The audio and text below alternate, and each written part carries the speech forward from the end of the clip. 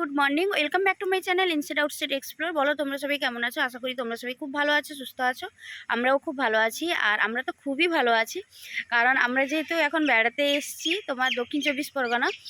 আর আমি যে দিদার বাড়িতে এসেছি, মানে মামা বাড়িতে এসেছি, তো রিলেটিভসদের বাড়িতে ঘোরা হচ্ছে। আর আজকে সকাল সকাল স্নান করে বেরিয়েছি সাগরে গিয়ে ওখানে কপিলমুনির মন্দিরে পুজো দিব, আর পুরো মন্দিরটা ঘুরে দেখবো। আগের দিন রাতে তো গেছিলাম, তো রাত্রিবেলা সেভাবে ঘোরা হয়নি, কারণ সারাদিন ঘোরার পরে খুব টায়ার্ড ছিলাম, তো মন্দিরটা দর্শন করেই চলে এসেছি। আর আজকে যাচ্ছি মন্দিরে পুজো দেব, পুজো দিয়ে পুরো চারপাশটা ঘুরে তো নিজেরাও দর্শন করব আর তোমাদেরকেও দেখাবো। তো আই হোপ আজকের ব্লগটা দেখতে তোমাদের খুব ভালো লাগবে। চলো ব্লগটা এখন থেকে স্টার্ট করা যাক। আর আমি বেরিয়ে দেখো বাড়ি থেকে বেরিয়ে এসেছি, বাকিরা রেডি হয়ে কিছুজন এগিয়ে গেছে। আর সুমি সাথী মানে অ্যাকচুয়ালি ওদের একটু স্নান করে ঘুম থেকে উঠতে লেট করে দিয়েছে, দিয়ে স্নান টান করেই বেরিয়েছে। আর আমি সকাল সকাল উঠে কি বলো তো, এখানে আসার পর না একদম সেই 5টা সাড়ে 5টার মধ্যে ঘুম ভেঙে যায়। মানে দারুণ ফিলিংস, মানে এত ভালো লাগছে এই জায়গাটায় এসে। আর সত্যি বলতে কি, ছোটোবেলা থেকে তো কোনোদিন আসেনি। আমার যে এত রিলেটিভস আছে, এত বোনেরা ভাই, মানে আমার ওখানে যেমন এত ভাই ছিল, তো এখানে এসে দেখি আমার অনেক বোন আছে, মানে 8জন 9জন মতো বোন।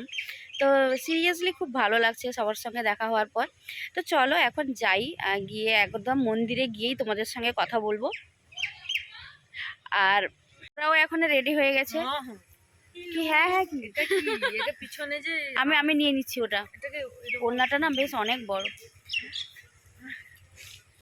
এই যে পেছনে মামা আসছে, আর একজন মামা পুরো দায়িত্ব নিয়েছে আমাদেরকে পুরোটা ঘুরিয়ে দেখানোর।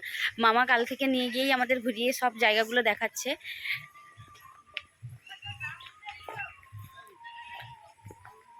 তোর মাসি আগে বেরিয়ে গেছে। এই যে আমরা এখন বেরিয়েছি, বেরিয়ে টোটো করে যাচ্ছি। আর দেখো আজকে গোপালকে নিয়েও বেরিয়েছি, গোপালও আজকে সাগর দর্শন করবে, সাগরে যাবে, কপিলমুনি মন্দিরে যাবে। তো আমরা সবাই যাব, ওকে কেন রেখে যাব? তো ওকেও আজকে নিয়ে নিয়েছি, কারণ গোপালকেও তো ঘোরাতে নিয়ে এসেছি আমাদের সঙ্গে, তো ওকে বাড়িতে রাখলে কি করে হবে, ওই কারণে আজকে ওকেও নিয়ে বেরিয়েছি। তো চলো দেখতে থাকো ব্লগটা। সবাই মিলে আমরা এখন মন্দিরের কাছে পৌঁছে গেছি, আর এখন যাব দোকান থেকে ডালা আনতে। আর এই যে বিল্ডিংয়ের নিচে এই দোকানগুলো দেখছো না, এরকম অনেক দোকান আছে। আর এখানে কম করে তোমার 3টে 4টে মতো বিল্ডিং আছে, আর বিল্ডিংয়ের নিচতলাটা এই সব দোকান, মানে অনেক দোকান আছে। তো এই দোকানগুলোতে তোমার ব্যাগ, শাঁখের জিনিস, এই সব জিনিস পাওয়া যায়। তার সঙ্গে ওই পুজো দেওয়ার জন্য যা লাগবে ওই সমস্ত কিছুই রাখে। তো মামা এই দোকানটা নিয়ে এসেছিলো, কারণ এই দোকানটা মামার জানাশোনার মধ্যে। তো এখানে এসেই এখান থেকে তোমার ডালা যা যা নেওয়া নিয়ে নিব। আর দোকান থেকেই এখানে জলের ব্যবস্থা করে রেখেছে, ওখানে তোমার জল নিয়ে আমি একটু হাত মুখ ধুয়ে নিলাম। আর তো তারপরে দেখো, আর এই যে ডালাগুলো দেখছো না, এটা তোমার কোনোটা 50 টাকা, কোনোটা 100 টাকা, কোনোটা 150 টাকা। তো আমরা ওই 100 টাকারটা নিয়েছিলাম। 100 টাকারটাতে তোমার এইরকম একটা নারকোল থাকে, তারপরে তোমার তিলের নাড়ুর প্যাকেট থাকে, আর তার সঙ্গে ধূপ, সিঁদুর, আলতা, আর ওই লাল একটা মানে কাপড় না, ওটা কি বলে আমি ঠিক জানি না। তো ওটাও ছিল, কিছুটা ফুল থাকে, তো অনেক কিছু নকুলদানার প্যাকেট থাকে, অনেক কিছু নিয়ে ঝুড়িটা বেশ সাজিয়ে দেয়। আর এখান থেকে আমরা ওই 3টে মতো নিয়ে নিয়েছিলাম, সবাই একটা একটা করে। বাবা মার একটা ছিল, তারপরে সুমি সাথীদের ওদের একটা ছিল, ওরা বাড়ির জন্য পুজো দিবে, আমি আমার বাড়ির জন্য একটা পুজো দিব, এরকম করে আমরা 3টে মতো নিয়েছিলাম। আর তো এই দোকানটাও জানাশোনার মধ্যে যেহেতু, তো এই কারণে ওখানেও বেশ অনেকক্ষণ গল্প করছিলাম। আমরা মেদিনীপুর থেকে এসেছি, ওরাও ভীষণ খুশি হচ্ছিল। আর এই দোকানের যে এত কিছু দেখছো না, এই সব কিছু না আমাদের ওই পাশে দীঘা মন্দারমণি থেকে সব জিনিসপত্র আসে, বা কলকাতা থেকে আসে, দিয়ে এই সব দোকানের জিনিসপত্র। তো তারপরে দেখো আমাদের ফাইনালি সব কিছু নেওয়া হয়ে গেছিলো। আর তোমাদেরও যদি কোনো দিন সাগরে এসে কপিলমুনি মন্দিরে পুজো দিতে আসা হয়, তো তাহলে এই যে পূরবী পুষ্প ভাণ্ডার থেকে জিনিসপত্র কিনবে, অনেকটা দামও কম করে। আমরা এখন মন্দিরে যাব বলে বেরিয়েছি, আর যা ভোগ নেওয়ার ছিল এগুলো সব নিয়ে নিয়েছি, এগুলো এখন নিয়ে পুজো দেবো। আর দাঁড়াও ব্যাক ক্যামেরা করে মন্দিরটা দেখাচ্ছি তোমাদের।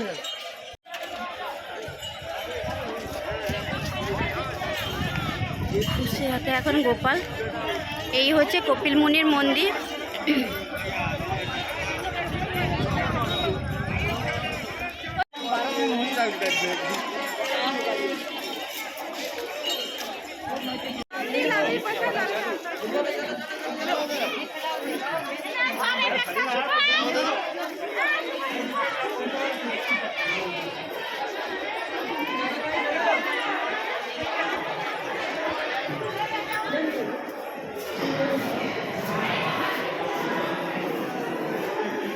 ও বাবা, এখানে বেশি সময় দেবে না।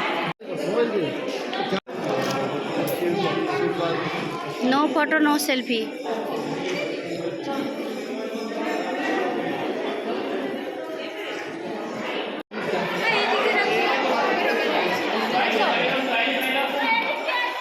বাবা মন্দিরের ভেতরে প্রচণ্ডভাবে ভিড় ছিল, আর মন্দিরে তোমার কোনোভাবে ফটো তোলা বা কোনো ভিডিও বানানো যাবে না, তো তাও আমি একটু লুকিয়ে একটুখানি ভিডিও করেছি। আর কি বলো তো, খুব তাড়াহুড়োর মধ্যেই না দেখছি লাইন দিয়ে যেতে হচ্ছে, ডালাটা হাত থেকে নিচ্ছে, ঠাকুরের পায়ে ছুঁয়ে আবার ফিরিয়ে দিচ্ছে, না কপালে একটু তোমার চন্দন দিয়েছে, না তোমার কিছু দিয়েছে না, এইভাবেই তাড়াহুড়োর মধ্যেই দেখছি পুজো নিচ্ছে। এই রকমটাই নাকি সবসময়ও হয়।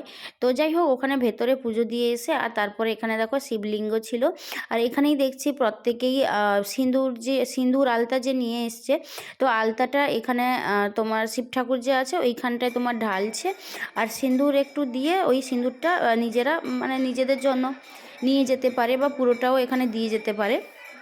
তো সবাই যেমনটা করছিল, আমাকেও যেই রকম হিন্টস দিচ্ছিল আমিও ওই রকমটাই করছিলাম, কোনো কিছু না বুঝেই। আর তারপরে ওই যেই কাপড় একটা যেটা দিয়েছিল, তোমার কাপড় না, ওটাকে কি বলে আমি ঠিক জানি না, তো ওটা নিয়ে এখানে যদি কারোর কোনো মনের ইচ্ছে থাকে বা কোনো মানত করার থাকে তো এখানে এটা বাঁধতে হয়। তো আমিও বেঁধেছিলাম, আর মা, আমি, সুমি, তো সবাই মিলে আমরাও বেঁধেছিলাম। তো এখানে মোটামুটি সময় নিয়ে এখানে প্রণাম টনাম করে যা করার সবটা আমরা এখানেই করেছি, কারণ মন্দির তো বেশি সময় দেয়নি।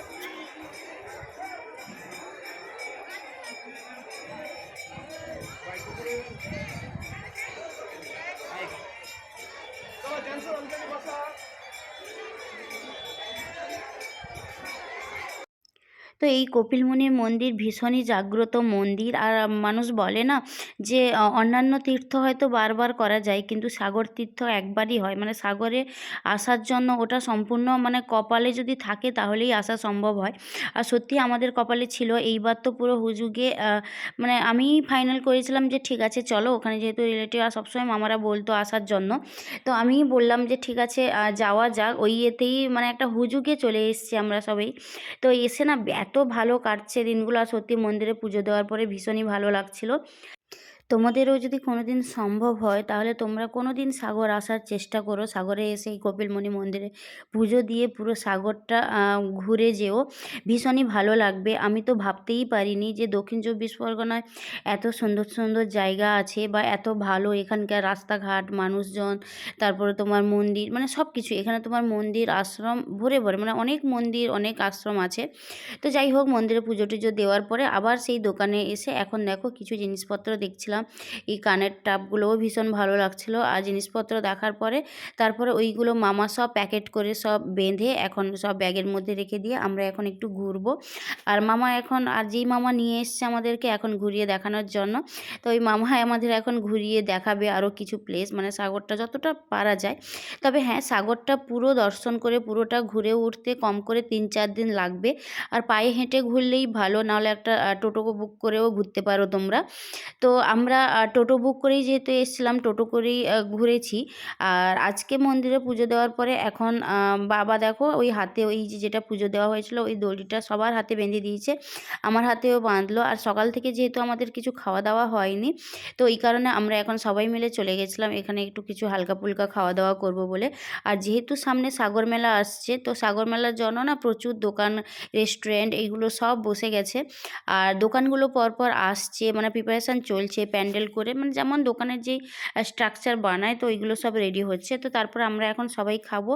আর খাওয়ার দেখো অনেকটা তো বেলা হয়ে গেছিলো, কি জানি না, একটা পালং শাকের তরকারি তার সঙ্গে পরোটা, একদমই ভালো লাগছিল না, কিন্তু তোমার এই পরোটাটা তোমার গরম গরম ছিল, ভালো লাগছিল। আমি তারপরে যদিও মিষ্টি নিয়েছিলাম, মিষ্টি দিয়ে খেয়েছি, কিছু করার ছিল না, এখানে আর কিছু অপশান ছিল না, কারণ দুপুর হয়ে গেছিলো, তো তখন তোমার ওই 11:30-12টা মতো বাজে, তখন অলরেডি রেস্টুরেন্টে ওদের ভাত তরকারি ওই সব হয়ে গেছিলো। তো যাই হোক, তারপর আমরা চলে এসেছিলাম ভারত সেবাশ্রমে। আর ভারত সেবাশ্রমটা যেহেতু মামা এখানকার লোকজন সবাইকে চেনে, জানাশোনার মধ্যে যেহেতু, তো এই কারণে ভালোভাবে ভেতরে নিয়ে গিয়ে ঘোরাবে বলে মামা আমাদেরকে ভারত আশ্রমেই নিয়ে চলে এসেছিল পুজো দেওয়ার পরে। খাওয়া-দাওয়াও আমরা করে নিয়েছি। এখন আর কোনো অসুবিধে নেই। একটু ঘুরে দেখব। তারপরে দুপুরবেলা একজন বোনের বাড়িতে যাব। তো এখন যাওয়া যাক। এই আশ্রমটা পুরোপুরি তোমাদেরকে একটু ঘুরিয়ে দেখাই। আর এই আশ্রমটা দেখো, বিশাল বড় জায়গা নিয়ে এই আশ্রমটা। তোমার আশ্রমেও তোমার থাকার ব্যবস্থা আছে। সব বাইরে থেকে যারা পর্যটকরা যারা আসে তারা এখানেও থাকতে পারে। এখানে থাকলে তোমার একটু কম টাকার মধ্যে এইসব আশ্রমে থাকা যায়। তো এখানে খাওয়া-দাওয়া সমস্ত কোনো কিছু অসুবিধে হয় না। অনেকেই দেখলাম আছে এখানে। আর যাদের কাছাকাছি বাড়ি হয় বা যাদের কাছাকাছি কোনো রিলেটিভস থাকে, তারা কিন্তু থাকতে পারে না এইসব জায়গাগুলোতে। যারা দূর দূরান্ত থেকে আসে তারাই একমাত্র থাকতে পারে। আর এখানেই দেখলাম, আশ্রমে ঢুকে দেখলাম এখন আমরা আশ্রমের মেন প্লেসটাতে ঢুকবো আর এখানে গিয়ে দেখবো এখানে কি আছে। আর কপিল মুনির মন্দিরের চারপাশে এই রকম অনেক আশ্রম আছে। সব আশ্রম তো আমাদের ঘোরা সম্ভব হয়ে ওঠেনি, কারণ এইটা পুরোটা যদি ঘুরে উঠতে কম করে 3 থেকে 4 দিন সময় লাগবে। যদি আমরা এই কপিল মুনির মন্দির, তারপরে সাগরের পুরো প্লেসগুলো যদি ঘোরা যায়, তাহলে 4টা দিন অন্তত তো টাইম দিতে হবে। আর যদি পায়ে হেঁটে ঘোরা যায় তবে গিয়েই সবটা বুঝতে পারবে, সবটা ঘোরা হবে। তো আমাদের তো হাতে এত সময় ছিল না, তো ওই কারণে আমরা সবটা ঘুরতে পারিনি। তবে যতটুকু আমরা টাইম দিতে পেরেছি, মামা কিন্তু চেষ্টা করেছে আমাদেরকে পুরোটা ঘুরিয়ে দেখানোর। এবং মামা যেহেতু এখানকার এবং সমস্ত কিছু জানে, সমস্ত কিছু সঙ্গে জড়িত, তো এই কারণে মামা খুব ভালোভাবে আমাদেরকে বুঝিয়ে বলছিল যে কী ব্যাপার এখানে, মানে কাদের জায়গা বা কাদের কী ব্যাপার, কোন মহারাজ ছিলেন, কোন মহারাজের জন্য এই আশ্রম গড়ে উঠেছে, তো সমস্ত কিছু বলছিল। তারপরে দেখো এখানে দেখলাম তোমার লক্ষ্মীনারায়ণের মন্দিরও ছিল একই সঙ্গে। তারপরে তোমার কিছু মহারাজের ফটো রাখা ছিল, যেই সব মহারাজের জন্য এই আশ্রমটা আজ গড়ে উঠেছে এখানে। বা এখানে বলো নানান জায়গায় এই তোমার আশ্রম আছে। তো এই ভারত আশ্রম আছে। তো এই ভারত আশ্রম যাদের জন্য গড়ে উঠেছে, যেসব মহারাজের জন্য, ওইসব মহারাজদের ফটো ছিল এক একটা রুম আলাদা আলাদা করে রাখা ছিল। তো এক এক করে তোমাদেরকে যতটা সম্ভব পারা যায় আমি দেখাচ্ছি। এই দেখো এখানে একজন মহারাজ, এইটা হচ্ছে ওই মহারাজের জন্য পুরো এই জায়গাটা। তো এইরকম করে বেশ কিছু মহারাজের ফটো রাখা আছে এবং তাদের কিছু বাণী, ওইসব কিছু লেখা ছিল। তো এত ভালো লাগছিল চারপাশটা ঘুরে সব কিছু দর্শন করে। আর তোমাদেরও যদি কোনো দিন সম্ভব হয়, তোমরাও চেষ্টা করো সাগর এসে এই মন্দির, এইসব আশ্রম দর্শন করা। সত্যি বলছি, মানে ভীষণ ভালো লাগবে যদি ফ্যামিলির সঙ্গে আসো। আর এখন আমরা সবাই মিলে ঘুরে ঘুরে সবটা দেখছিলাম। মামা যেহেতু সঙ্গে ছিল, সবটা মামা আমাদেরকে বলে দিচ্ছিল কোনটা কি ব্যাপার। আর এখানে তো দেখতেই পাচ্ছ সব মহারাজদের ফটো ছিল, তার সঙ্গে কিছু বাণী লেখা ছিল। আর এখানে দেখি শিব মন্দিরও, মানে শিবলিঙ্গও ছিল। তো সারাদিন আমরা অনেক জায়গা আরও দর্শন করেছি। তো সবটা তো একটা ব্লগে দেওয়া সম্ভব নয়, তাহলে ব্লগটা অনেক বড় হয়ে যাবে। ওই কারণে ব্লগটা আমি এখানেই এন্ড করলাম। ব্লগটা কেমন লাগলো অবশ্যই জানাবে। যদি ভালো লাগে প্লিজ ডু লাইক, কমেন্ট আর সাবস্ক্রাইব। পরের ব্লগের জন্য ওয়েট করব।